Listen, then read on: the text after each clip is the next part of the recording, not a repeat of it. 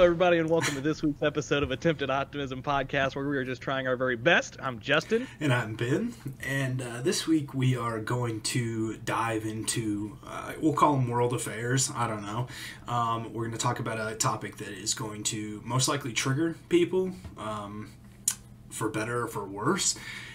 And so this week we're going to talk a little bit about hashtag Black Lives Matter.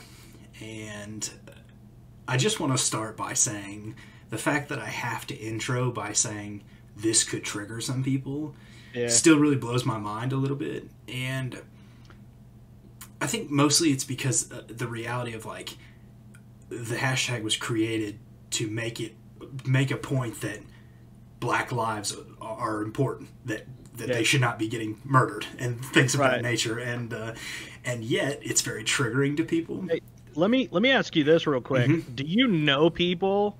Like, do you have people in your mind right now that you're like, that's going to trigger them? Yeah, no, absolutely. Yeah, no, I have a whole list of people that I'm sure is going to get triggered by this. And that's really crazy to me. And I think if we're honest, before George Floyd was murdered, now 2 weeks ago, I think this podcast would have triggered an even greater number of people. This topic. But I feel like if I'm looking at the world right now, the George Floyd incident has been more global in its reach and more impactful in hopefully a movement that will actually transform and change the United States as we see it, compared to, unfortunately, the thousands of others who have died and we've used the hashtag for in the past 2 years, 3 years, 5 years, 10 years, however many years. But yeah, so I think hopefully this will make a change, because we're 2 weeks later and protests are still happening and changes are still being made. And so we just wanted to talk a little bit about that tonight. And we're going to start by talking about protests in general, because you went to a protest last Tuesday, right? Yeah, this past Tuesday. And where was the protest at that you went to? Houston, Texas. Okay, Houston, Texas. So was it a fairly large protest, or was it smaller? Or yeah, so when we started looking into it, I thought, man, there's going to be a lot of people here, because it's where the protest was. It was starting at a park, and then it was ending at City Hall in Houston, and it's like a 0.7 miles. Yeah, and so it's not a long walk, and I was like, man, there's going to be like 10,000 people here. Mm-hmm. So it's probably going to be packed the whole way. We're probably going to be standing in the street for like 3 hours. Yeah, we were standing in the street for about 3 hours, but when we got there, we were meeting up with some other Salvation Army people, and they were saying it's actually going to be closer to 20,000 people at this thing. There were 60,000 people that showed up. 60,000 people at the protest. 60,000 people. Holy moly! For context, I live in a town of 27,000, so that's more than double the amount of people in my town alone that went to that protest. And so was it peaceful? I mean, because when we look across the United States, obviously there's been very peaceful protests, things that have run really smoothly, and then of course there's been the ones that have turned very drastically and gotten very ugly very quickly.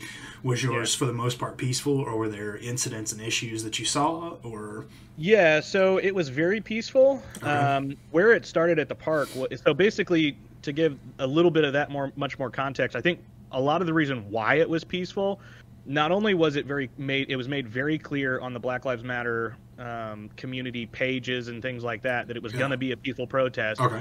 But there was a stage there, and it was George Floyd's family. Because he's from Houston.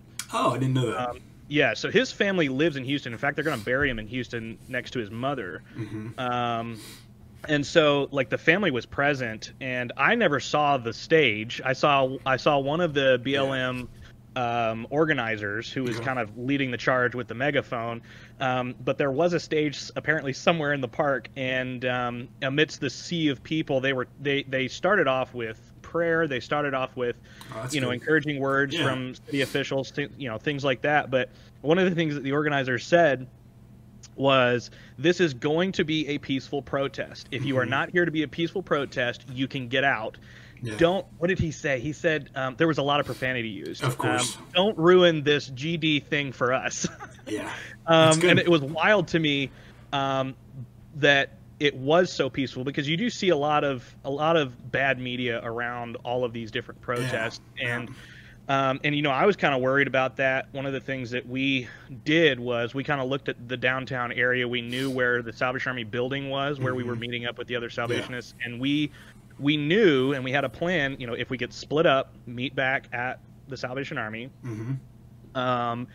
or, be near enough, like, don't be right in the middle of the group. If you're going to be walking, be near enough, to the sides of the group that you can kind of split down, not an alleyway, hopefully in Houston, but split off to get away from the group. And the thing about it is that it never got anywhere near, like what you see online and things like that. But there were people that were making sure, one, that it was staying peaceful. Like, there were a lot of F the police chants that were started by random people, and in fact it was mostly white people that started that chant. I'm just saying, based on my observation. But every time that chant was started, they would automatically, and by they I mean like either BLM people, like not officials, because people that were a part of Black Lives Matter, or at least wearing the memorabilia, would always change the chant back to the focus, which was George Floyd. That's why we were there. Say his name, George Floyd. And every time the chants got more and more wild, shall we say, there were always people to try to weave it back to the point. And so it stayed peaceful because most of the people that were there went believing that it was going to be peaceful and intending to make sure that everything was peaceful. In fact, I had a guy, there was at one point where we were turning down one of the busy streets onto Market or something, and there was one of those medians that's kind of like a triangle. So that right turns can be made through this kind of busy causeway or whatever. And there's like grass that was growing on it, shrubs, trees, the whole thing. And people were just like stampeding across it to make sure that they could stay with the group. And there was just an ocean of people, and people couldn't go around. And this one guy came up to me and he was like, "Hey, don't you think there's a better way to get around this grass instead of walking over it?" And I was like, "Brother, I wish I could." And in fact, Steph and I, my wife and I, started to, we got on the curb, but we, walked around the trees, and he was like, "I'm just going to keep my mouth shut about it, I guess, and keep it to myself." But, it's like there were even people that were worried about like messing property. up the city there. My wife even picked up trash because there were people passing out Gatorade bottles and water bottles and things like that. And my wife and some other people I saw would pick up the trash that people were dropping and things like that. And it wasn't 100% peaceful. There were a couple of people that were trying to start some trouble, but again, they were white people mostly. That were unfortunately. But anyway, it was peaceful for the most part. So, was there a police presence there for the protest? Did you see a significant police presence or not? Yes, but no. The police were there, and you could see where there were roadblocks, there were police. They had their vests, they had the little visor shield, things, visor thingy, helmets. The helmets, I guess, is a good word for it. But they stayed back. They kept a good amount of distance from the protest, making sure that everybody had plenty of room. They didn't infringe upon anything. In fact, there was a situation at the end of the protest where those that were with the Salvation Army were giving out waters at the end because they had purchased 1,500 bottles of water to give out to a sea of 60,000 people. But there were other people giving out water and stuff, and we just had what we had, and we were trying to give it out.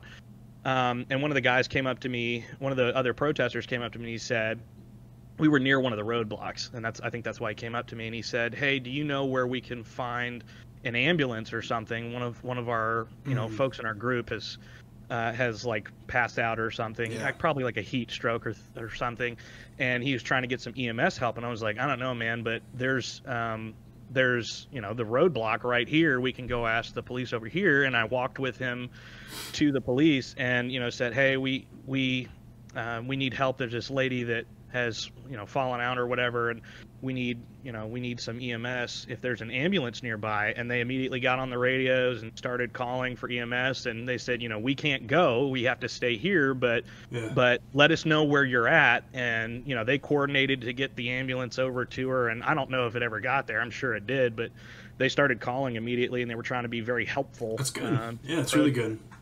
Yeah. That's interesting. I was just curious a little bit about the protest because, of course, I haven't been able to go to one where I am here. There was one in my town, very small, as you can imagine, because it's a very small town. And then there was one in the neighboring town that I didn't go to, but it was supposedly turned a little bit more violent or a little bit rowdier. I don't know. I don't quite know the extent of it, but it didn't go well. I'll say that. I know that police had to intervene at that one. So I haven't been able to interact. I've certainly seen a lot of videos on Facebook of people we know going to protest, some in Atlanta, some in Memphis, I believe I saw some people going, North Carolina area. So I've seen some of them. Most of them seem to have gone pretty well. It seems like that initial wave of protests, the first week or give or take, is when things really turned for the worse. And of course there's been a lot of reports and hearsay about who caused the destruction and so on and so forth, and we're not going to get into that because we're not news reporters, and two, I couldn't give you the right answer if I tried. So it's varied depending on what street you're on at this point. Yeah, absolutely. I just think it's been very interesting, the change of events. I mean, both of us have been alive and active on social media for a lot of the most recent Black Lives Matters protests and issues that have happened within the last 5 years or so. But again, we talked a little bit about it, like this one seems to have made a drastic impact or change, a difference comparatively to the others. And I was noticing some news reports today, and I just want you, I know I'm kind of like spitballing, throwing this at you, so I'm not trying to catch you off guard here, but I've noticed some really interesting trends with the George Floyd's murder, which is, I saw first in California, and I can't remember where in California, but they were talking about cutting $150 million from the police force or the police to reinvest into black neighborhoods, African American neighborhoods for the most part. And then I saw today in Minneapolis, which of course is where all this took place with George Floyd, that they were actually going to stop funding or disband the police. Yeah. And they were going to work towards a new solution. And I'm just curious, like, what your thoughts are. I certainly have my own thoughts, but I'm curious what your thoughts are on that. Because I mean, again, we're not lawmakers. We're not pretending to be. I just think it's really fascinating how they're attempting to make changes. I certainly see the California approach. Like, if you have $150 million that you can cut and still keep the police active and doing their job, that's really fascinating to me first, because I didn't know that much money went into police. Like, I have no concept or idea of what kind of money is actually invested into police departments. But I do think there's something to be said for, like, trying to put that money back into communities that will directly impact and hopefully change futures for those people.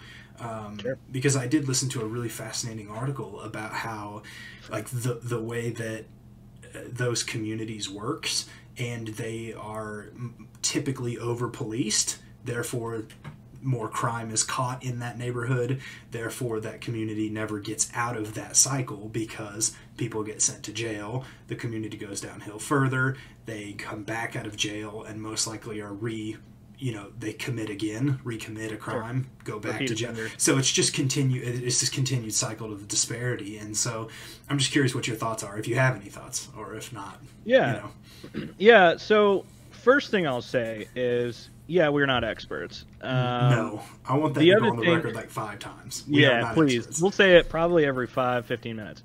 That we're not experts, and that obviously we're coming from a very specific perspective on the issue.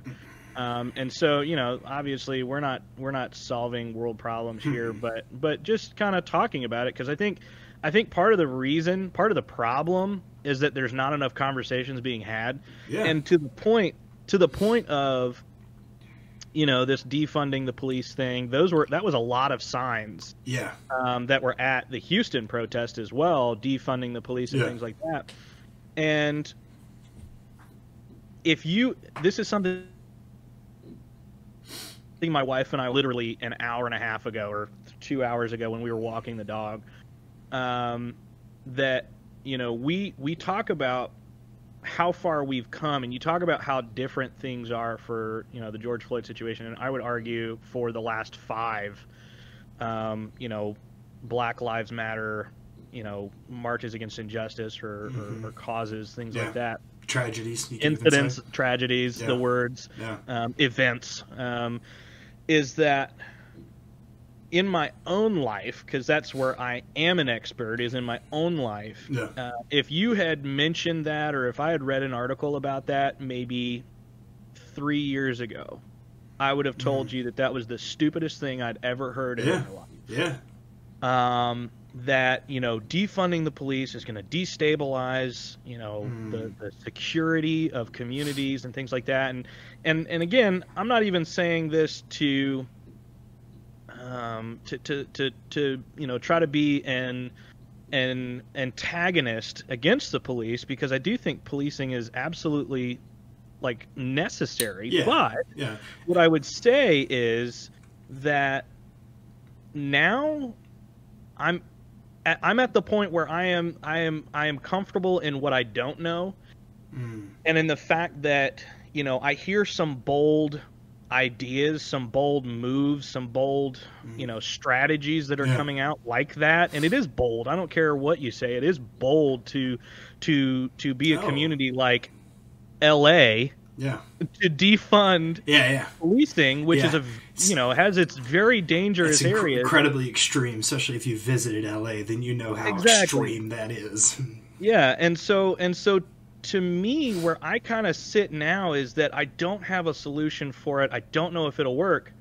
I'm definitely willing to see what happens. Well, you know what I'm saying? Yeah, like I agree with that for sure. Yeah, at this point, it's obviously what we're doing now doesn't work. It's not working. Exactly, something's broken, and I'm not for throwing away the police, but I am for trying something new. Well, yeah, and I think we both can agree, and we both go on record. Like, we're not anti-police. Like, this is not a talk show where we've come to talk about how the police are. Like, I for the most part, in my own self, have had fairly good interactions with the police. I've also had a few that were horrible. I've had some really bad interactions with the police.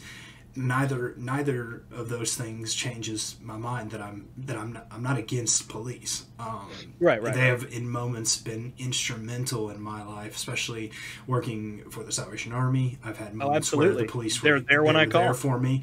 I had a moment when I was in my early 20s where I had a friend tell me that she was going to commit suicide, and the police were there in under 2 minutes to make sure she didn't. So there are times where these people have become instrumental for me specifically. We're not anti-police, and we're also, which I probably should have said at the very beginning of this podcast, we're not anti any group.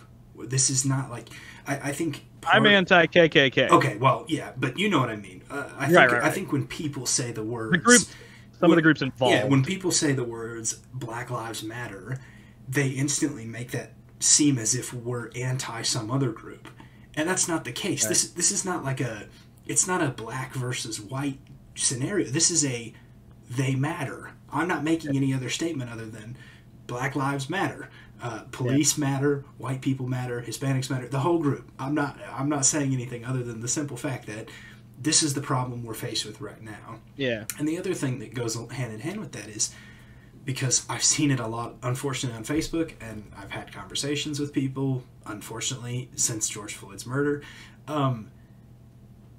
Just because I'm speaking up about this injustice does not mean that I'm not also seeing the other injustices. Like, I recognize there are other injustices in the world, and I hate that I even have to say this, but right now, this is main stage in our world. It is the main focus. So why would we not speak up on behalf of it if we have the opportunity, me and you as Christians, to talk about it? Because I certainly believe that, and I certainly think the New Testament shows us that Jesus talked up against injustice. He talked about injustice when he saw it. So all of that to say, I agree with you. Like, I do think when something's not working, Why not try something new? And there might be different solutions for every city. Because I won't say in all, but in a lot of small towns, police forces are very necessary, and they work perfectly to their purpose, almost. It seems to be in a lot of the major cities that we have a lot of the other kinds of issues that we're seeing. And that's generalizing. Of course, every problem is everywhere. And there are also good police in everywhere. But I just think it's really in everywhere. But I don't know. I think it's fascinating. I do think it's fascinating to see the measures that are already being taken. Like, I'm very surprised how quickly, like, Minnesota City Council, or Minneapolis' City Council voted unanimously to defund the police, which, I mean, is insane. And I think it's because of the evidence they're seeing in their city. I just talked to my mom the other day, and I told her, I don't know what you're seeing on the news, but you should go look at Twitter. Because I retweeted a thread the other day on my Twitter that just showed horrific acts that aren't making it to mainstream media, of things that are happening. I think one that did make it to mainstream media was that 78-year-old man or whatever who was pushed over, hit his head on the sidewalk, and walked right past. And that's heartbreaking. It's really, really hard to look at these images and these videos. And I've seen, I think the thread I retweeted was like 50 or more, just really, really tragic incidents. And so I think it calls for a change. Whether we'll see it to the extent that we need or not, I would guess probably not, because the reality is racism will always be around. It's not going to just go away overnight. Like, people will still be prejudiced. They'll still have that prejudice. So it'll still be there, and people throughout every level of society will have it. So, but yeah, I just think that's what we're seeing right now. Anyways, that was a long rambling tangent. I don't even know what the original question was. Do you know how I got onto that rambling tangent? You brought up the article about defunding the police. Oh, yeah. Okay, that makes sense. I do wonder if we'll see that other places. Yeah. And I know that once we started talking about defunding the police, we lost like half of the people that would listen to this podcast. That's okay. We'll see you on the other side. My wife came out really bold this morning. This morning we before church we showed the Salvation Army Territorial Commander Willis Howell. We showed his video. He talks about George Floyd and Ahmaud Arbery and just racism. And my wife just was really bold. And she said, if you have a problem with what you're hearing, then we either need to talk or maybe this isn't the place for you. And I think that's very true. I think that this is now a time more than ever, not for Christians to say, like, see you later if you are racist. First, let's have a conversation. Let's talk about why you are this way, and why you don't see Jesus as loving for everybody. I paused maybe a little too long. Or why you don't see Jesus as a brown man and not the white guy on the paintings in your church. Listen, I mean, you say that as a joke, but like, the reality for me as a kid was I grew up with white Jesus. Yep. And it wasn't till like I was like late teens, early 20s maybe that I found out Jesus wasn't white, which is mind-boggling for some people. But like, when all you see ever is pictures of white Jesus, you can understand why you might be confused. And I think it's weird that I was never taught that as a kid. Like, why I was never told, like... Well, because I think a lot of it is, that it's not the passiveness, it's the the not being able to see how so this is something that I talked about this morning in my sermon. Mm-hmm. Because I'm finding that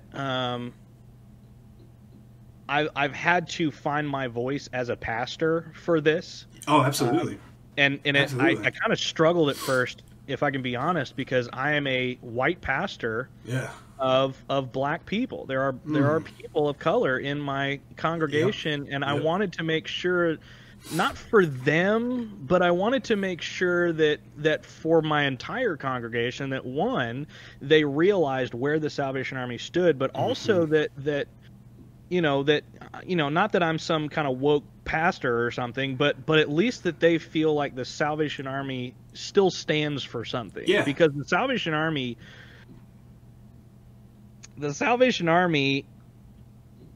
in the older days, at the beginning of the movement, 1860s, was 70s, 80s, very 90s. much. Yeah, like we were some of the first social justice warriors. Oh, we were crazy. I mean, they were crazy. Exactly. Like people were dying over this stuff. Some of my favorite stories are like of Catherine Booth, like walking into like Parliament or whatever and being like, we're going to change the law for young girls who are being sex trafficked. Like, lady was bold. Like, we're not even bold to go talk to our like mayor. She was walking into like national governments and being like, we're not doing this anymore. So I wanted to make sure, when I talk about this kind of stuff, I want to make sure that the point is getting across, and that the point is that Jesus died for the oppressed, and for you to further oppression, whether overtly or covertly, or intentionally, because some people are doing it unintentionally. Which was kind of my point, is that we take gospel, we take Bible as a whole, we take our everything that we teach, our morals, and we whitewash it, and we do that whether or not we do it intentionally. We're doing it, and we have done it, and that, I think, has led to the issues that we're seeing of this culture suppression, where it's every Jesus you saw in movies for the longest of time. I was trying to think of the first movie that we actually saw. I mean, it had to have been late 2000 or early 2010s. Like, think about it. Like, every you talking about the Passion? No, because the Passion wasn't. The Passion. Well, he was Spanish. Yeah, close enough. I mean, that's close. At least he wasn't a white dude, I guess. Yeah, but no, I mean, I agree, and I think the hardest part for me, and I think you would probably agree with this, is like, I'm wading into an area, a conversation, a situation that I have no authority really to talk about. Like my background, and I saw this on Facebook the other day from another person, and I was like, that's me. Like, I grew up in like Midwest Kansas, like, and I can think back, and I can only think of one African American that went to my school like the whole time I was there. I went to a small Christian school, and I played soccer with him, but like that's it. Like, I had interaction with like one black family in like 15 years of my life. Sure. And so, like, I have no authority, no place to stand, and yet we're coming from the perspective of, we're Christians. Like, we're followers of Jesus. And Jesus would have spoken up about this. Jesus would have had something to say about what we're seeing in our world. That's really the only place I can stand on. I'm not an authority on race. I've actually recently purchased from Amazon, I'm sure it'll be here in 30 days, a book about, I can't remember the name of the title, but it's something about why it's so hard for white people to talk about, race or racial issues. That's not a plug, because obviously I can't think of the title of what I purchased, but, it's like, I'm not an authority, and I don't feel super comfortable. It's why in the past I've been very careful if I said anything, which at times, if I'm honest, I didn't say anything, Well, the fact that we're having this conversation is wild. It's a little terrifying. I would have never had it 6 or 7 months ago. No. I wouldn't have even touched it. No, I wouldn't have either. I'm going to give a shout out. I don't even know if he listens to this podcast, but, part of the reasons I felt emboldened was because of Marion Platt to talk, because he gives very good information, very detailed information that helps me as a white guy understand, and I want to better understand, because if I was in a place of oppression, I would want somebody to understand me. Sure. And I'd want somebody to speak up for me. But yet, you're right. I can't believe we're having this conversation either. We're actually like we talked about this. Internet. So what was it, like 2 weeks ago? We talked about it 2 weeks ago. So we talked about not doing the podcast last week because of what was going on, and we would put out a small message about what was going on and things, and go check that out if you haven't. Yeah, but it's 2 minutes long. When you said it, I was like, yeah. I don't know. I think both of us, I even feel like, and I may be putting words in your mouth or a situation that's not real, but I even feel like, because you asked me again this afternoon, we got on to play some games, and you were like, so what are we talking about again tonight? Like, what's the plan? I almost feel like it was one of those, like, you sure we want to go through with this kind of thing? Is there, like, do we want to play a game or something? Yeah. And for me, specifically last week, I felt really like it would be an injustice for us to go about normal podcast business, because there was nothing normal, and there still is nothing normal about it. And we've both talked about how the podcast is a bit of a lighter thing for us. We're just trying to have fun, enjoy our week, enjoy a little bit of a weekend together. We normally can have a fun conversation, but we really felt like now's the time, if ever, because for me specifically, I know how I am. If I don't talk about it up front quickly, then it will slowly be pushed to the back, and I'll never talk about it. Yeah. And in my household, and really more than ever, like, we've had deep conversations about George Floyd. We've had deep conversations about the world and the way it is. We've had deep conversations about politics, if you even want to say it. I know that's uncomfortable for a lot of people, but we've had conversations about politics. No, it's not. Nope, we're not going to go down that road. But we needed to talk about it, and we really both felt like the fact that you were going to be able to attend a protest, be a part of a protest, what better time to talk about it than from your firsthand experience. And if you're listening to this on Apple or SoundCloud, I would encourage you to go look at our YouTube channel, because we're going to be adding some pictures. I think just pictures. Video? Do you have any video? My wife has a video, and I think I have a video. We can include that somehow. We might, yeah. Or we might just put it as a side on the YouTube channel. But, we would encourage you to go look at that, so that you can see some of the firsthand experience that Justin had at the protest. And I'm looking at the pictures. Every time I look over here, that's what I'm looking at. Yeah. I would have loved to have gone to one. If we still lived in San Antonio, my wife and I definitely would have gone to one, even though I'm pretty sure that one did not go super well, if I remember reading the news. But I do think this is an issue we had to talk about. Yeah, absolutely. For as uncomfortable as it is, for better or for worse, for what people will think of us, I've had to find solitude in the fact that I know that I'm speaking from a Christ perspective, from Jesus' perspective. Because I genuinely believe there are people I know, people on my Facebook, people on my Twitter, who will cancel me, if you want to use that word, because of what I'm talking about today. I know it, because I see their posts on Facebook, and I know that they disagree with me on this. And that's really wild to me. Really wild. So, I don't know if you have any parting thoughts or anything you want to talk about.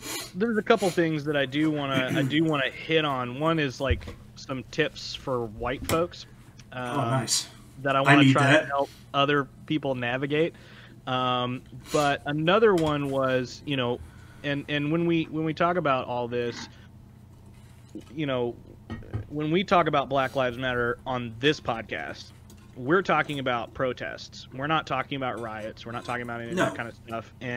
But what I will say about that is, because what I think a lot of people are, especially conservatives, I would say, are jumping on this Black Lives Matter protest because of the rioting and things like that. Yeah. And what I would say about that, what's that? A negative view. They're finding a negative and a positive thing. Yeah. And what I would say to you is that, first of all, it's not the ones that are rioting, the people that are rioting, in some cases, are not the same people that are.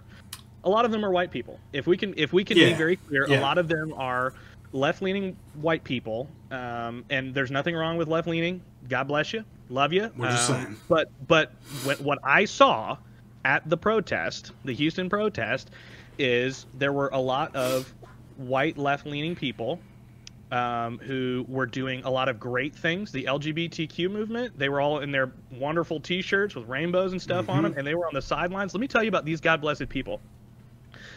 They were on the sidelines of this protest at 2 points, and they were blowing. They had these giant, like maybe that big of fans, those like Chinese holding fans, and they were waving on people. That's what I'm talking for about. air. Like it was the best thing in the world. And in fact, I have a picture of one of the groups that was doing it. You know, they were passing out water and all kinds of stuff. But there are others that were. That had other agendas. Okay, there was a lot of political signs out there that were not related to Black Lives Matter or any of that kind of stuff. There were a lot of political flyers that were take advantage of a mob mentality. Exactly, and that's where a lot of that stuff is coming from. And I'm not saying that you know all the rioting is not happening with Black Lives Matter people. There are a lot of people that are hurt during this situation. And what I would encourage people to understand, especially our right-leaning friends, is that when you see rioting, you're looking at, and this is something I do understand, this is something that I know about, and it's anger. Okay, when you see people that are lashing out and rioting and breaking things and robbing and doing all of that kind of stuff, see that as a symptom. Okay, I'm one of the people in this world that has been looked at as an angry person that needed anger management, and the anger ended up being that I had high anxiety, ADHD, depression.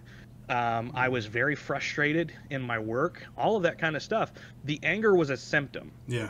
And so something that has kind of helped me along the way is, as a person that isn't quite as conservative as he used to be a year and a half ago, what helps me understand things a little bit better, and it may not change your mind at all, but if you could look at the rioting and look at the violence that you're seeing and see it as a symptom to a greater issue. Yeah. And then instead of us battering down the symptoms, let's work on the issue. How can we fix the issue? And that will fix the symptoms. And I certainly think the reality is, and I'm not justifying nor am I condoning what I'm seeing on the news as far as rioting and looting and the things that I've seen on the news, but I will say, for better or for worse, it has gained the attention of the world. And that doesn't make it right, but if it somehow makes change, then good. Absolutely. And I think, I'm not justifying what I'm seeing. I would rather it be done peacefully. Sure. I would rather it be done properly. I've seen it a lot on Facebook. I've seen it on Twitter. If you're still with us, then you probably aren't planning on canceling us. So I'll just say it. But the reality is peaceful protest does not gain attention. Yeah. I actually saw not long ago the NFL commissioner come out and say, I wish I would not have taken the stance that I did on people kneeling, which is wild because they were literally kicking people out of the NFL because of what they saw.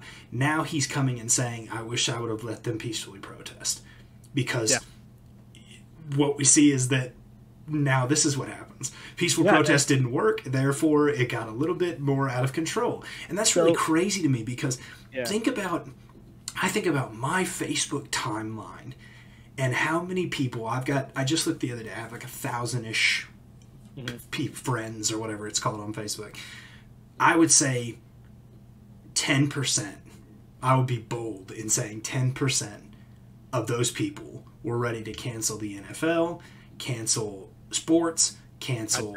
way higher than that. Well, I would agree with you. I mean, that's your page. Roughly, roughly 10% maybe. Way higher. And I'll just say, the NFL commissioner has now backtracked because he wishes he would have just let it be. Because ultimately they were trying to peacefully protest. They even made very good statements about why they did what they did. And so, yeah, I think that's really wild to see. But I'll let you go on with your points because you had a few points you were sharing. I'm getting to that. But Yeah. what you just said is basically a direct quote from from JFK. JFK said, "Those who make peaceful revolution impossible will make violent revolution inevitable." Yeah, yeah. That's a quote from one of the signs on the pictures that I had to just Really? put to. Oh, that's really cool. Yeah. We'll have to put that it's up. huge. Yeah, we'll put that up. It's huge. On the channel. And you know, it makes a lot of sense is that people don't feel heard. Well, yeah. Now they're being heard. Yeah. And so the reality is that we can either look at this as us versus them and continue to divide. Yeah.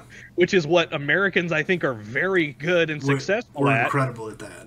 Yeah, and you know, so either we can do that or we can look at the anger and the violence as a symptom, and we can direct our attention to fixing the problem. Make a change. And I think what you're talking about, wherever group you said, you know, Minneapolis or a place in LA or in California that was defunding the police so that they could take that money and LA. put it into the community. I think it was LA. I cannot wait to see what that does. Yeah. And I also want to go on the record and say, we as people should celebrate that idea, because I can already know and understand that people are going to wish for that to fail. They're going to wish for a community that is impoverished, that is struggling every day. They are going to wish that a project fails to prove a point that we need the police. And that is wild to me, because why would we not want people to succeed? Right. But it's going to happen. Like, I guarantee you that there will be people on the news who will promote the idea that this will fail, and they will celebrate if it does fail, when that's people's lives we're talking about. Yeah. And I think for us who work for the Salvation Army, we more than anybody should hope that this succeeds, because this is directly benefiting a lot of the people we come into contact with every day who are in desperate need of support, or in desperate need of getting help to get out of the lifestyle they've been stuck in, whether because of their grandparents, their parents, or themselves, or just some wild chance, if you want to call it that. I don't know what the right words would be. We should hope that this succeeds, that impoverished communities are given funding, that are their people are putting money back into their communities to help them. So anyways, but I'm really fascinated to see these pictures you keep talking about. Yeah, I keep looking at them as well. But one of the last things that I want to say is for the people that haven't canceled us yet, that I would encourage you to get involved, because the more people we have involved peacefully, maybe the better outcomes that we might see. So if you are wanting to get involved, I'm not going to do links necessarily. I may try to do them in the description, but we'll do it in the description on YouTube. So look at the YouTube video, and we'll put it in there. Just a couple of things. When my wife realized that she wanted to get involved in this situation, what she did, and the reason I say, maybe I should start here. The reason I say this is because there are a lot of people that are not already involved in Black Lives Matters groups and organizations, and they're not paying attention to them on social medias and things like that. If you want to get involved, these are tips for white people or other people that, you know, have no clue. The reason I share this is because I've seen a lot of stuff on Twitter, a lot of stuff on Facebook, a lot of stuff elsewhere, where people of color are starting to get fed up. And one of the things that they're getting fed up with is that there are numerous people that haven't talked to them in years, mostly white people that I've seen on the actual posts and things like that, where we as a group of people are starting to check on our black friends during this time. Don't do that. If you haven't talked to them in a while, don't do that. If they're people you talk to regularly, I would say still be careful. My wife has friends that she checks in with, and I won't say more than that, but you still got to realize that even if they're good friends of yours, it may be a little insensitive unless you can kind of gauge where you're at with it. But if you haven't talked to them in years, do not reach out to check on them and see how they're doing during this time. A couple of other things that I saw were, people trying to get involved in protests and things like that, or share their support and solidarity by throwing up F the police on their Facebook and Twitters and things like that. Don't do that either. Not helpful. Very unhelpful. Yeah. Don't use hashtag say his name George Floyd. That's all you need to do. That's all you need to do. Or Ahmaud Arbery, like any of those types of situations specifically have their own hashtags that are helping those things get trending. And I would use those as opposed to something that's going to create more division. So hot tip there. When my wife wanted to get involved in protests, she looked everything up herself. It is so easy to find the information. Do your research. Do your research. Get on Facebook, whether you want to or not. God knows, Ben and I don't like Facebook. Okay. My wife loves Facebook, and that's a gift of hers. So she got on Facebook, and she looked up Black Lives Matter organizations in big cities that we live near, which we live 45 to an hour from Houston. And so, Houston obviously going to have a protest. They've had demonstrations, visualizations, things like that all this whole time for weeks. And what I would do is Google Black Lives Matter plus whatever city that you live in or live near, and there is going to be information up there. If it's not near where you live, find another way to support. You can donate to Black Lives Matters. There's a couple of them that are taking donations, especially for like bail and certain things like that. But